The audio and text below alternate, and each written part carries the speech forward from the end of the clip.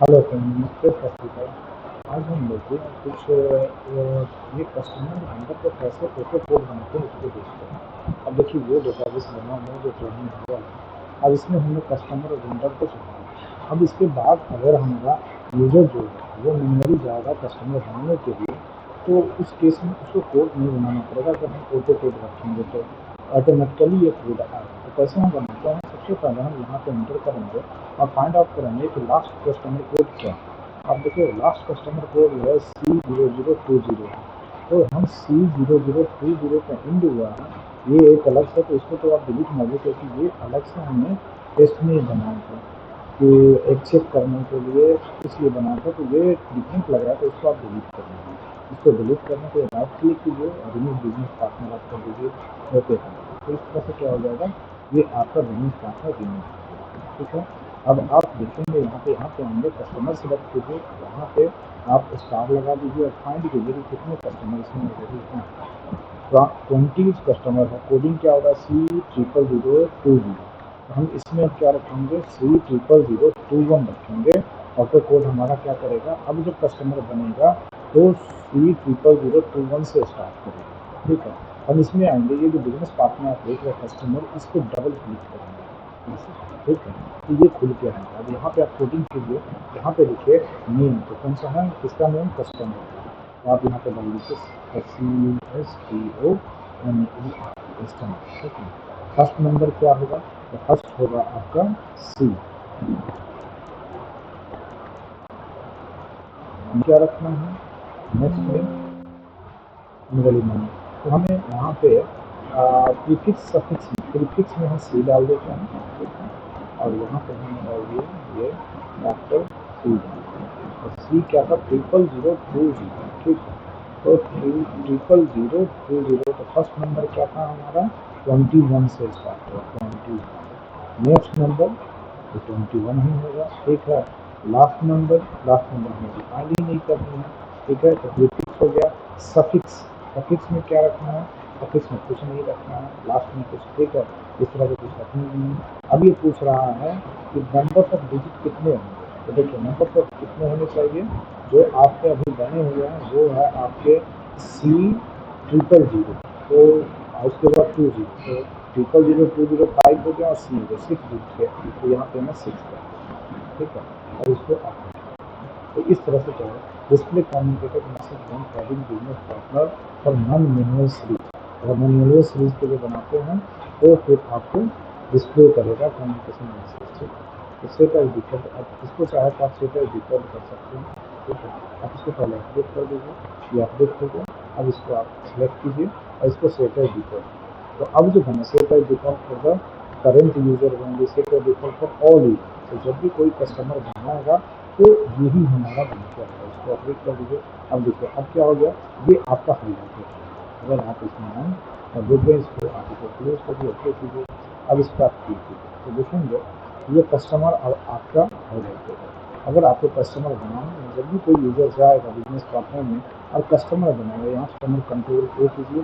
Control ए करने के बाद यहाँ पे आप जैसे ही कस्टमर सेलेक्ट करेंगे, ये कस्टमर सेलेक्ट किया और यहाँ से आने का ये नॉर्मल आपको दिखा, इसको बंद कीजिए, लॉग आउट करके ऊपर लॉग इन कर लीजिए। तो आपको टोटली ये अभी हमने अपडेट नहीं किया है, उसको अपडेट करते हैं।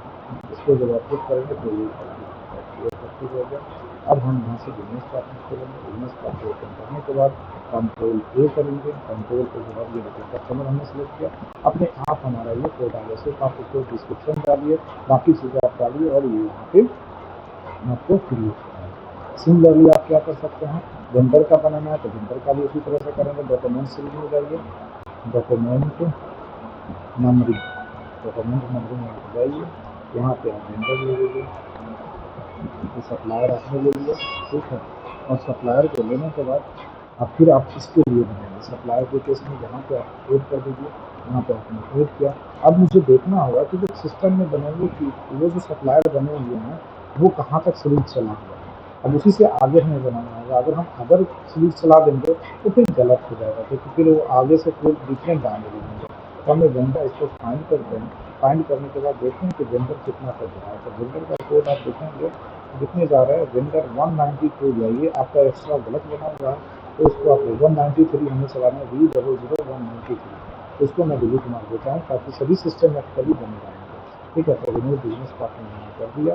एंड क्या करना है, VD से स्टार्ट करना है। VD या इस यहाँ पे हो जाएगा, यह आपका वेंडर, यहाँ पे मैं नाम लिख देता हूँ वेंडर। वेंडर्स फर्स्ट नंबर क्या होना चाहिए, 192 था, यहाँ पे होगा 193। ठीक है, नेक्स्ट नंबर 93, लास्ट नंबर नहीं कुछ डालना, इसमें क्या डालना है, VD डालना है, VD। तो VD क्या था, 00193, तो कितने डिजिट हो जाएंगे, 00193 हो गया VD, 5 हो गए 7 डिजिट। तो मैं यहाँ पे 7 डिजिट डाला। उसके बाद मैं इसको अपडेट कर देता हूँ, ये अपडेट हो गया। देखिए यहाँ पे अपडेट किया, अपडेट करने के बाद अब हमारा वेंडर क्या हो जाएगा, ऑटो कोड जनरेट करेगा। तो अब आप देखिए इसको क्या कर लीजिए, इसको डबल क्लिक कीजिए और इसको आप डिफॉल्ट, ठीक है, मैनुअल बनाने को आप बना सकते हैं, बट ये डिफॉल्ट होने से क्या होगा कि सभी यूजर को डिफॉल्ट और सर्टेन हुए ऑल यूजर, तो इसको मैंने कर दिया। ठीक है, और इसको अपडेट कर दिया। अपडेट करने के बाद ये क्या हो गया, हमारा ये वेंडर जो हो गया हमारा ऑटो कोड रिव्यू हो गया। तो अब हम जब वेंडर बनाएंगे तो देखिए, यदि अब यहाँ पे आते हैं कंट्रोल ए करते हैं, कंट्रोल ए करने कस्टमर आया, जैसे ही आप मैंने अगर ये सेलेक्ट कर vendor, just see the auto code is VD 000 193, ये गलत है, VD 000 होना चाहिए, यहाँ पे 40 है, तो इसको हमें सही करना है, ये गलत हो जाएंगे। तो हमें क्या करना है, इसमें आएंगे फिर से डॉक्यूमेंट मैनेजर में चलेंगे। ठीक है, यहाँ पे आएंगे, हमें क्या 6 डिलीट करना है, VD 2 और 3 2 5 और 7 6 डिजिट। आपका अभी चल क्या रहा है वो देखते हैं पहले, कितने डिजिट का ये वेंडर है।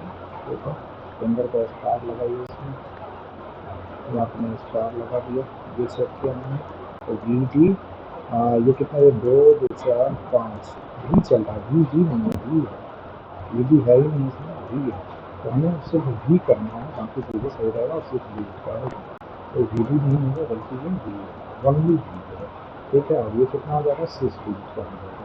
तो ये अब इसको अपडेट कर दीजिए, अब आपका ये सही हो जाएगा। जो अभी चल रहा था कोड उस पर वो कंटिन्यूटी में से। अब आप देखिए, अब अगर आपको वेंडर बनानी है तो जैसे ही आप यहाँ पे कंट्रोल ए करते हैं, कंट्रोल ए करने के बाद जब आप वेंडर सेलेक्ट करेंगे तो देखिए यहाँ पे हमने वेंडर सेलेक्ट किया 193, आप इसको डिस्क्रिप्शन डालिए और आपका ऑटो कोड जनरेट होगा। आपको बार बार कोड बनाने की ज़रूरत नहीं है, ऑटोमेटिकली सिस्टम आपका कोड लेके आएगा।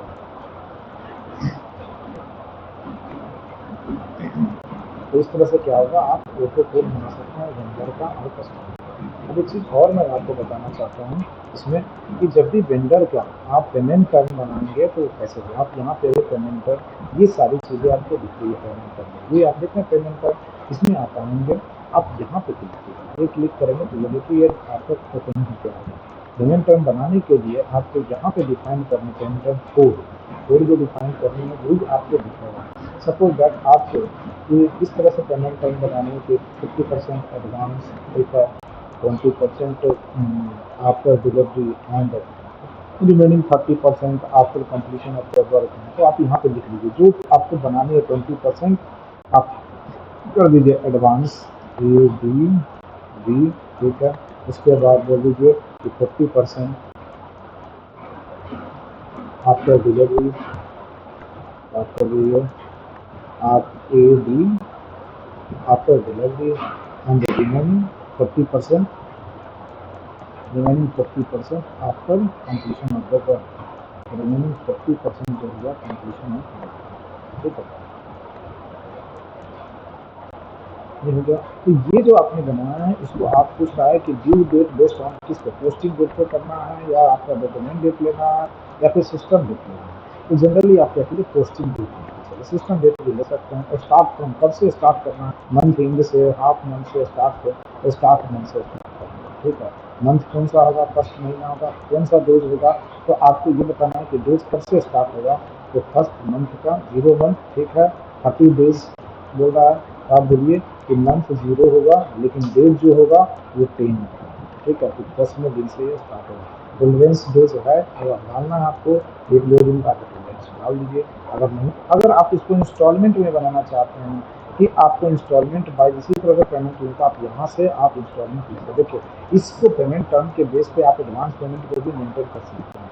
सपोज जब किसी कस्टमर से आपकी डीलिंग होती है कि आप उससे 20% एडवांस लेते हैं, तो एडवांस पेमेंट का आपको जनरल एंट्री मारने की जरूरत नहीं, जैसे टैली में मारते हैं। आप इस यहाँ पे इंस्टॉलमेंट बनाइए और उसकी पेमेंट आप इस पर ले सकते हैं एडवांस में। Apply tax in the first instalment of date of professional. तो आप यहाँ पे डिफाइंड कर दीजिए कि ये क्या है, फर्स्ट इंस्टॉलमेंट आप डिफाइन कीजिए यहाँ पे कि कितना होगा। ठीक है, तो यहाँ पे नंबर ऑफ इंस्टॉलमेंट पहले डिफाइन कीजिए, कितने हो गए, 3 हो गए, 20, 40 एंड 40, तो 3 इंस्टॉलमेंट है। अब फर्स्ट इंस्टॉलमेंट कब है, फर्स्ट मंथ के 10 में, 10वें दिन। मंथ क्या है, 0 है, और डेज कितना है, 10। फर्स्ट कितना आ रहा है आपको इंस्टॉलमेंट, ये आ रहा है 20% आ रहा है।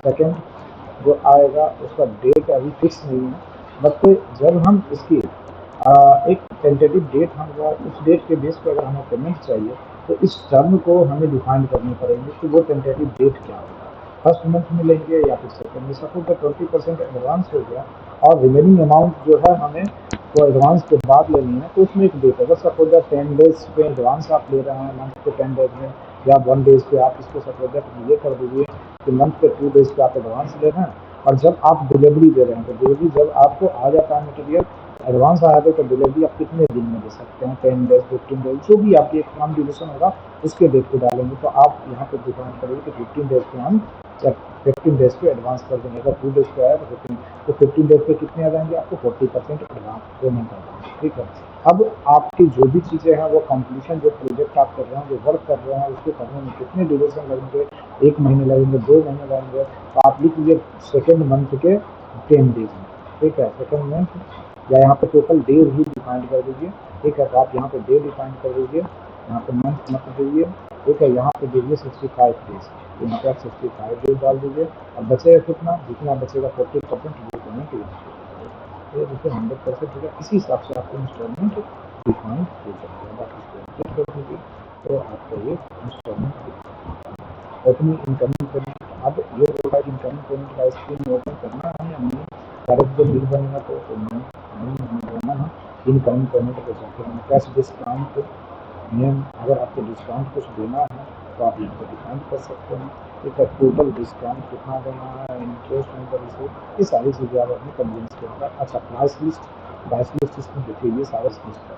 तो अगर किसी कस्टमर के साथ पार्टिकुलर आपको प्राइस को मेंटेन करनी है कि एक पार्टिकुलर आइटम का, XYZ आइटम है, उसकी प्राइस वही होनी चाहिए उस पार्टिकुलर कस्टमर के। सपोज एक आइटम है, मैं कस्टमर 1 को दे रहा हूँ 20 रुपीज़ के रेट से, दूसरे को दे रहा हूँ 25 के रुपीज़ से, तीसरे को दे रहा हूँ 50 रुपीज़ के रेट से। तो ये जो रेट है आप इस प्राइस लिस्ट पे मेंटेन कर दीजिए, इस कस्टमर के साथ टाई अप कर दीजिए, तो आपको उसी हिसाब से ये आपको रेट मिलते हैं। तो यहाँ पे आप प्राइस लिस्ट मेंटेन कर सकते हैं। ठीक है, इस कस्टमर को आप क्रेडिट लिमिट देना चाहते हैं तो आप इसमें क्रेडिट लिमिट आप लिमिट आप देना चाहते हैं वो दे सकते हैं। ये सारी चीज़ें करके आप इसको करेंगे तो आपका पेमेंट टर्म कंप्लीट हो जाएगा, आपका पेमेंट टर्म बन जाता है। तो इस तरह से हम पेमेंट टर्म बनाते हैं। यहाँ पे आपके बैंक अकाउंट, जो आपका बिजनेस पार्टनर का बैंक अकाउंट है, अगर बिजनेस पार्टनर ने आपको दे रखा है डिटेल, आप यहाँ पे इसको नोट कर सकते हैं, जिससे कि आपकी पेमेंट आए। तो ये सारी है टर्म, पेमेंट टर्म्स बनाने के, ऑटो कोडिंग करने के तरीके, जो आप इस तरह से कर सकते हैं। दूसरा एक चीज़ मैं आपको दिखाना चाहता हूँ, जहाँ पे आप देख पाएंगे इस सभी के आप नाम चेंज कर सकते हैं। कैसे नाम चेंज कर सकते हैं, जो आपके यहाँ पे देखिए, जैसे कि इसमें AP में देखेंगे, परचेज वाले ऑप्शन देखिए, ये क्या है, AP क्रेडिट मेमो। ठीक है, तो ये हमारा क्रेडिट मेमो नहीं है, ये हमारा एक्चुअल में क्या है, डेबिट मेमो। तो इसको हम चेंज करेंगे। कैसे चेंज करेंगे, पेमेंट बंडल में आए और यहाँ पे आने के बाद हम यहाँ पे देखते हैं AP निवास है। ठीक है, अब AP क्रेडिट मेमो देखेंगे, अब इसके सामने ये जो AP क्रेडिट मेमो है, ये सुपर चल रहा है, यहाँ पे देखिए चेंज मेन्यू है। अगर आपको इसका नाम चेंज करना है तो इसमें जो आप नाम रखेंगे वो दिखेगा। तो मैं यहाँ पे लिख देता हूँ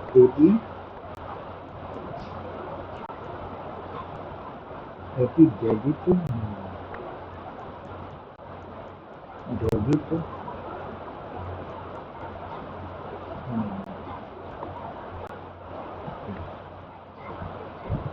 इसको अप्रूव करता